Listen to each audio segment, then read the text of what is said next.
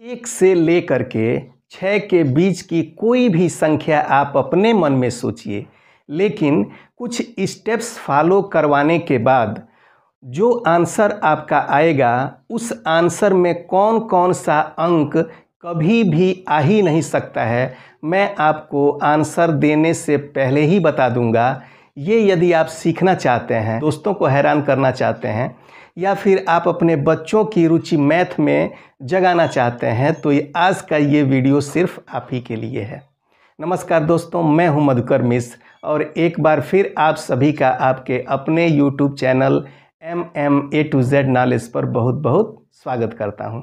तो इससे पहले कि वीडियो को स्टार्ट किया जाए, आप कुछ कैलकुलेशन को समझ लीजिए ताकि आपको मुश्किल ना हो, बहुत हार्ड ना लगे और किसी कैलकुलेटर की मदद आपको नहीं लेनी पड़े। देखिए, यदि 2 अंक की कोई भी संख्या है, मान लीजिए कि 18 संख्या है और इसमें आपको 111 से यदि गुणा करना है, तो सिंपली आप इन दोनों अंकों को, एक को आप सबसे पीछे और एक को आप सबसे आगे लिख दीजिए, यानी एक को यहाँ 8 को यहाँ, और बीच में 2 बार 9 लिख दीजिए तो आपका आंसर आ जाएगा।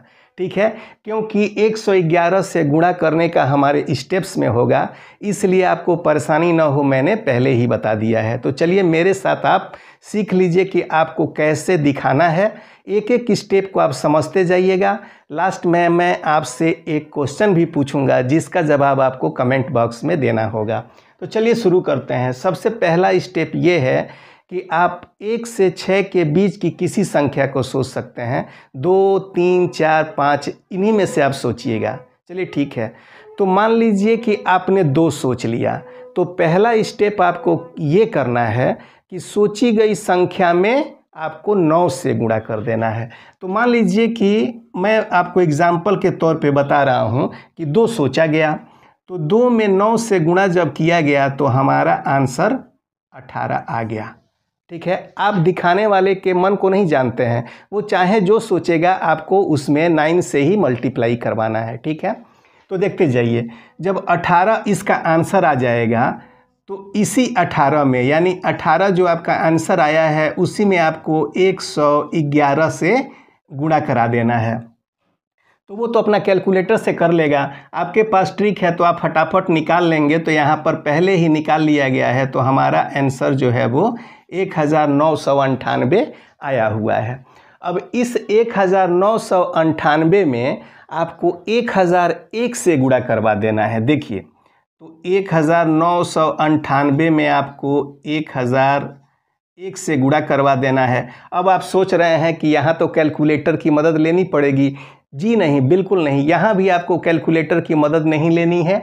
आप सिर्फ यहाँ देखिए 4 अंक है, 19 और 98 है, तो यहाँ पर आप 19 लिख दीजिए और सबसे आखिर में आप 98 लिख दीजिए और बीच में आप 39 लिख दीजिए। आपका यही आंसर आएगा। आप कैलकुलेटर से निकाल के देख भी सकते हैं। चलिए, अब आखिरी स्टेप्स बचता है। जो आंसर आ गया है उसमें आप 7 से भाग दिलवा दीजिए, यानी आंसर हमारा आ गया है 1, 9, 9, 9, 9 और 8। इसमें आपको 7 से भाग दिलवा देना है। ये आपका लास्ट स्टेप है, स्किप मत कीजिएगा, पूरा देख के जाइएगा। तो जब आप भाग दिलवा दीजिएगा तो 2,85,714 आ जाएगा।